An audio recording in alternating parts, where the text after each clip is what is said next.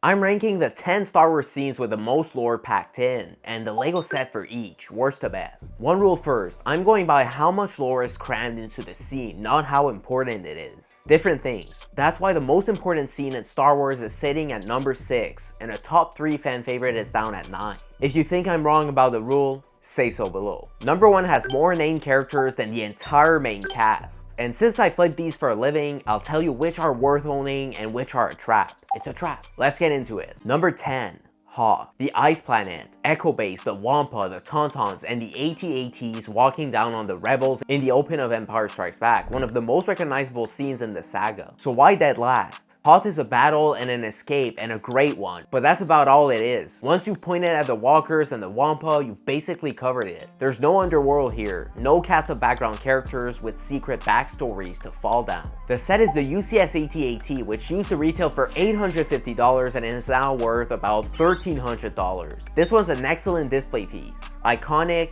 Absolutely. Deep? Not really. Number 9, and this is the one that's gonna get me in trouble. The Emperor's Throne Room, Luke versus Vader, Palpatine in the chair, the lightning, and Vader throwing his own master down a shaft to save his son. This is the emotional payoff of all the 6 films. The entire Skywalker story lands here. And I've got it at number 9. I know.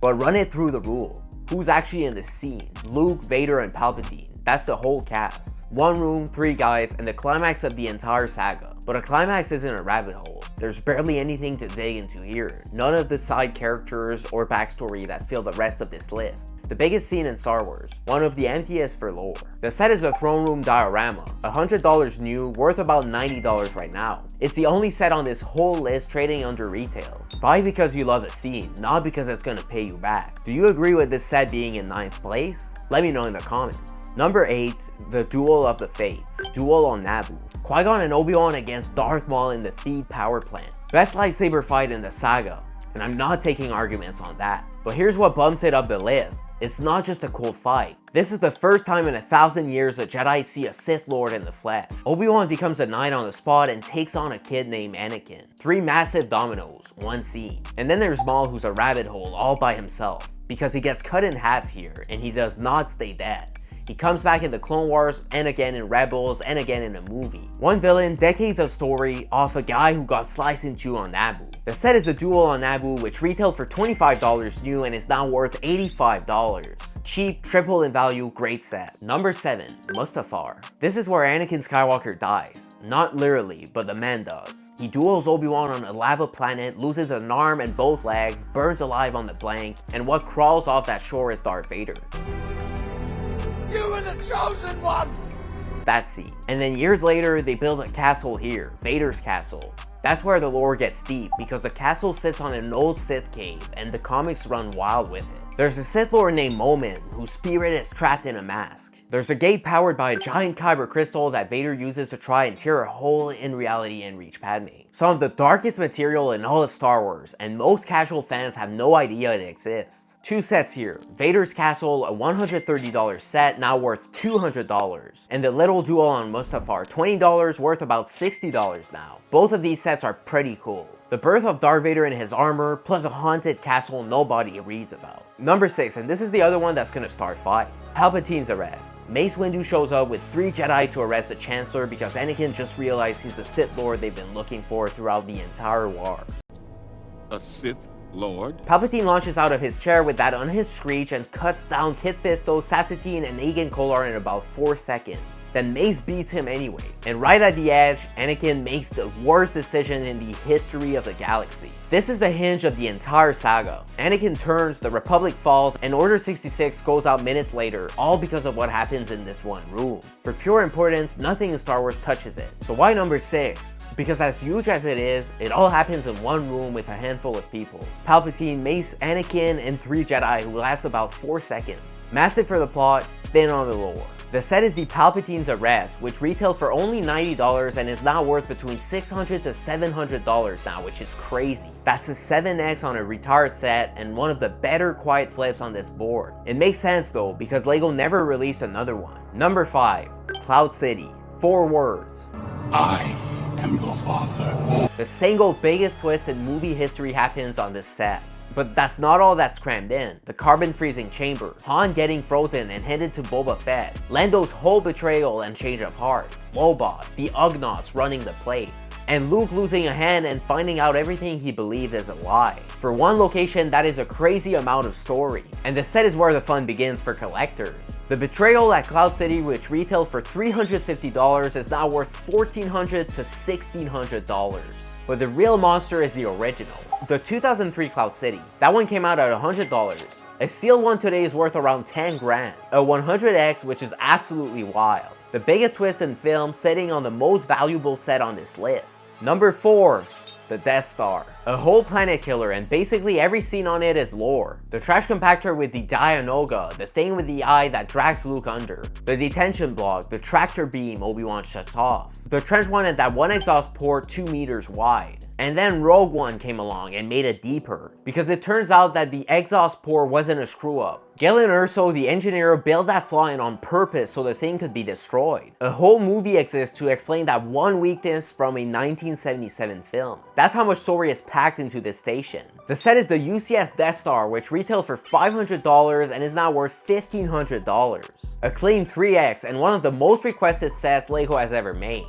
I even own it myself. An entire battle station of lore, yet 3 scenes still beat it. Number 3, Geonosis. And this is where I think a lot of you learned something. Because most people think Geonosis is one battle. The arena in Attack of the Clones, the Reek, the Acklay, the Nexu, Padme, Anakin, and Obi-Wan chained up, Mace Windu and over 200 Jedi lightning their sabers at once, and the Clone Wars kicking off right there. And right before the movie ends, the Geonosian leader Poggle the Lesser hence Count Dooku the plans of the Death Star. The same Death Star from number 4 on this list, designed right here by these bugs.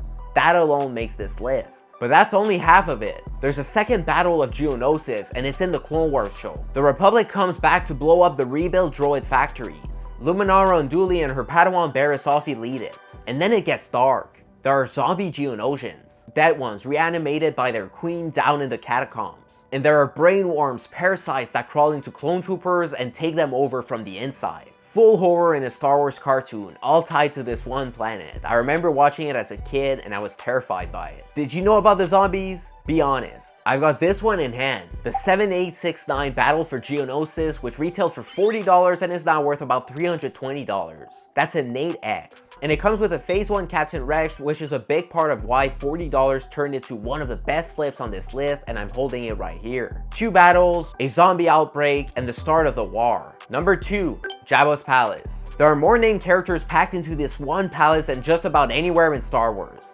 There's Jabba himself, Bib Fortuna, Salacious Crumb, the Max Rebo Band, Oola the Dancer, Boba Fett standing in the corner, the Gamorrean Guards, EV-99, the droid that tortures other droids in the basement. And under all of it, the Rancor, with a keeper named Malakili who openly cries when Luke kills it because it was basically his pet. And out in the desert, the Sarlacc, which digests you slowly over 1,000 years. Then Book of Boba Fett showed up and gave half these characters even more story. The set is the 9516 Jabba's Palace, which retailed for $120 and is now $375, a solid 3X. More named characters than almost any set in Star Wars. Almost. And that almost is the entire reason there's a number 1.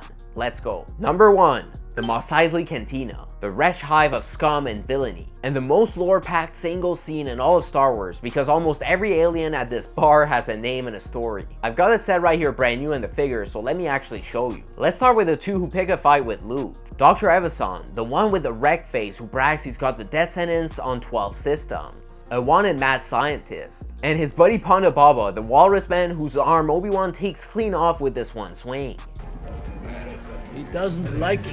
There's also the band, Figrin Dan and the Model Nodes. They play the Cantina song while a guy's arm is bleeding out on the floor, and they do not stop. There's the spy, Garendon, the one with the long snout. He's the reason the stormtroopers find the droids and the chase out of Mos Eisley even happens. One background alien sets the whole back half of the movie in motion. There's Hammerhead, real name Moma Naden, an exile. There's Snaggletooth, and collectors know this one because the original 1978 Kenner figure got released in the wrong colors. And the blue version is one of the most famous mistakes in toy history. Is this your favorite background alien? Let me know in the comments. And then there's Greedo. Greedo's a bounty hunter working for Jabba. He corners Han in a booth, points a blaster at him, and Han shoots him dead under the table. Simple. Except it turned into the biggest argument in Star Wars history. 3 words, Han shot first. And I'll say this right now, the original is better and it's not even close. In the 1977 movie, Han just shoots Greedo. No warning, cold, right under the table. That's the version that works because it tells you exactly who this guy is. He's a smuggler with a price on his head, and he's not about to lose a draw to some bounty hunter who sat down at his table. It makes him a badass. Then in 1997, George Lucas went back and recut it so that Greedo shoots first and misses and Han fires back, which guts the whole moment.